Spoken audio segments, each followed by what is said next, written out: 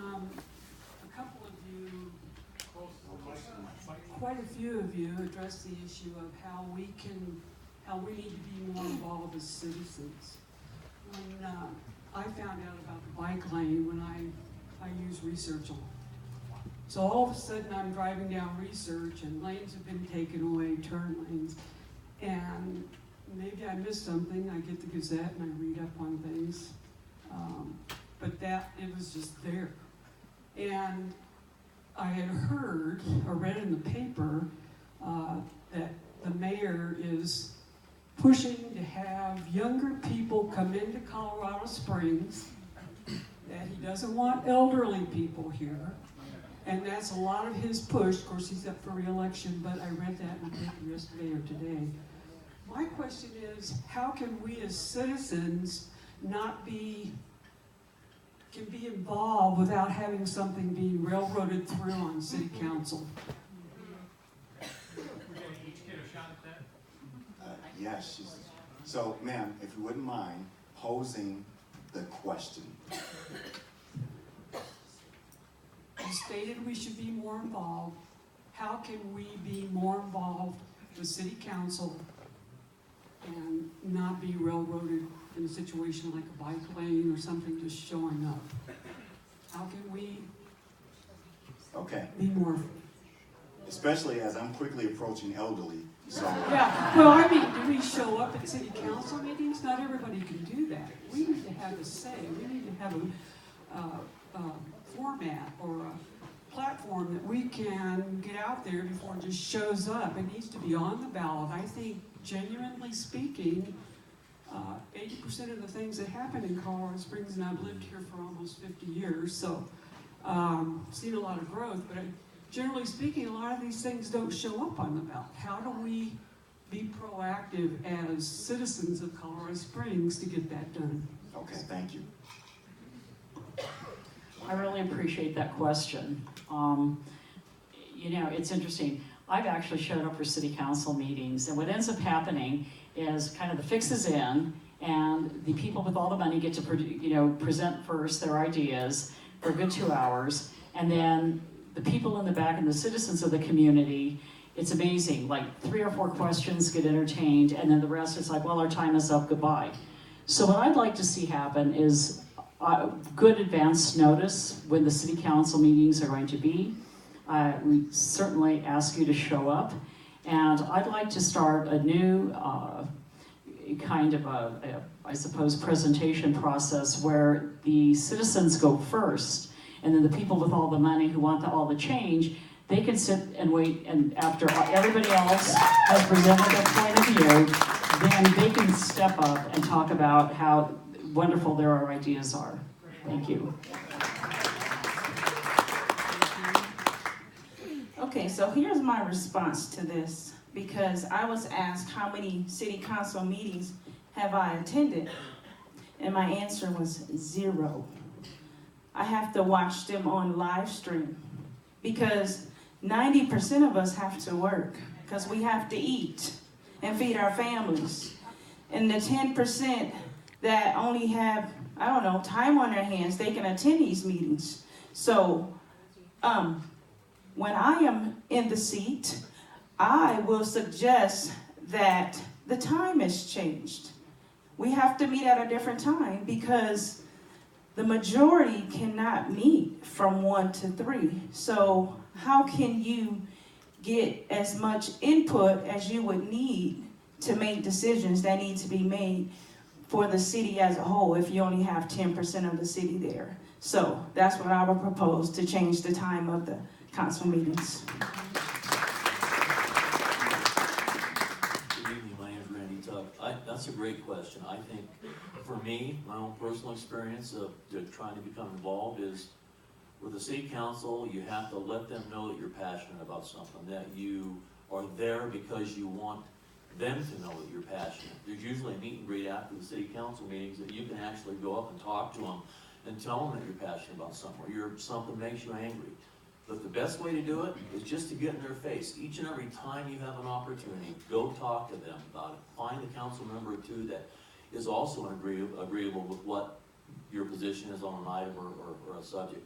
And then let them help you to become more and more of a voice, and before you know it, people are gonna start getting behind you, and you're gonna find that what you're feeling or thinking, there's an awful lot of other people in Colorado Springs that feel and think the same way. My observation is that power goes to the people who show up. And thank you for those of you who went to Denver last month or last week and testified against the sex ed bill, House 1032. You're making a difference, and your voices are heard, except by those people who we elected that are tone deaf. And they don't listen to the voice of the people. You know what you do with them? You vote them out of office.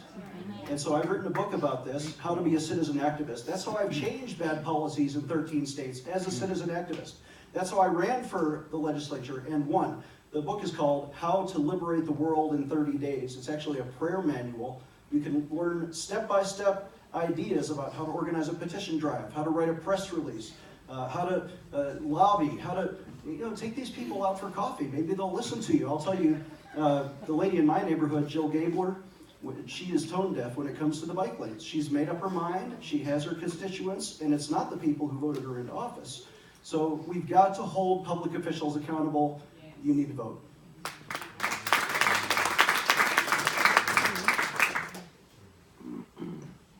Val Snyder. Back in 2011, we had a change of government, and we're still working out those kinks. And this is an excellent example of the kinks that may have been addressed to a small point, but not much yet.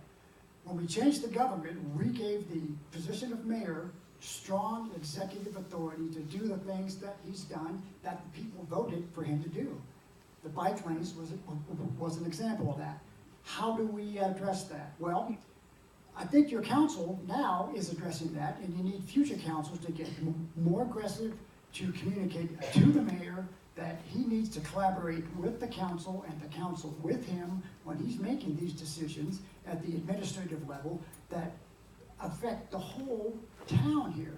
So it's going to be a bit of philosophy, and it's going to be a bit of communicating that, hey, we may have changed the government, but you need to tell us what you'd like to do, and you need to tell us what the impacts are going to be. And you have a council that is now doing that, and I think with each successive council, you get the right kind of people in there, and you'll have a lot more of that.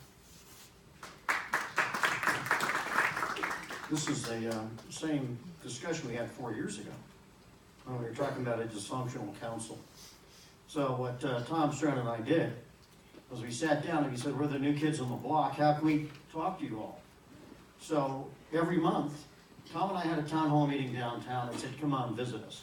Come and talk to us. You may have heard about it. Tom and I also sat down and have done a podcast, Council Matters. We discuss everything, and sometimes we're not as reverent, I guess, to the mayor and everybody else as we should be. At the same time, okay, how many of you in here have applied to any of our boards or commissions? There you go. Okay, it's important how many have we selected. Okay, that's the important issue. How many people are part of KONO? How many know what KONO is? All right, Council of Neighborhood Organizations. Quite an organization. Okay, the mechanism is here for you to get involved. What's interesting is I tell everybody the same thing. I invite you, I encourage you, please come and visit me at City Hall, because I'm lonely. All right? Not so true, and I got the red. Please come and visit us, but the same vein, invite us here like you are now. It doesn't have to be during election. Serve us after the sale, for heaven's sakes. What I say I'm going to do, I'm going to do. And that's why you're going to vote for me. Bill Murray. Thank you, Bill. Tom Strand. To answer your question, we all have these cards. Mine's got Tom Strand, council member at large. It's got a cell phone number, a regular number, and my email. I get dozens of email a day, in some cases hundreds. Our meetings that we have, and we have them the second and fourth Tuesdays of each month for council, and the third Wednesday for the Board of Utilities. In some cases, we have an hour and a half of citizen comments. Unlike what you said, people talk for 3 minutes and we can get dozens of people to talk. We've got 56 boards, commissions, and committees and we encourage you to apply for those and get involved. So the 2 words, you already said it, show up. It's really important. Those 56 boards and commissions, here's the thing, if you apply for them, you may not get selected for it. But who cares? Show up. You can come to all those boards and commissions. They are public meetings. Come to them. Again, I told you, I was at Citizens Transportation Advisory Board today. We had people from the Old North End come and talk about Cascade and talk about what's going on in Nevada because of those Cascade bike lanes. It is important we listen to them, and we are going to be drafting a recommendation to council based on those citizen comments in our next meeting. We listen to you when we're on our boards and commissions. We listen to you if we're elected to council, but you gotta show up. We are not experts on everything. We need to hear your voices. We need to know what you're an expert on. Please come out. When I first got on Citizens Transportation Advisory Board, I found out that there was a goal to get a bus route up to Memorial North eventually through a public-private partnership. But that goal was 2 years old and they hadn't talked to anybody in that 2 years. Well, a few of us on that board got together and recommended to council that they get on it. And city council heard us, took action, and this spring there's gonna be a bus route to Memorial North so that people can get up there for the care that they need. You can have an effect, you can make a difference, but you gotta show up. My friends have made a lot of good comments, but let me add a couple things that are incumbent upon us as elected officials, and that is to make things easier for you. So when I was a county commissioner, I put the county budget online for the first time ever. So instead of saying, come down and look at it, we said, you can look at it whenever you feel like. You don't even have to pay money, you don't have to come during business hours. As a county clerk and recorder, I put our motor vehicle wait times online so you can look and you can see.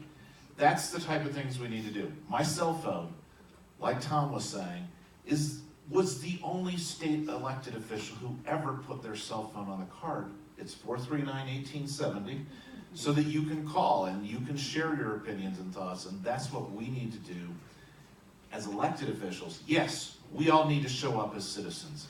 But part of it is we also have to recognize that there's a group of people who can't show up. And we have to listen to them, not just those who made the trek downtown. I-25, for example, was opposed by the nearby neighbors when we expanded it to 6 lanes. I'm glad we listened to the rest of the city. Okay. So you were next. If you want to go ahead and step up.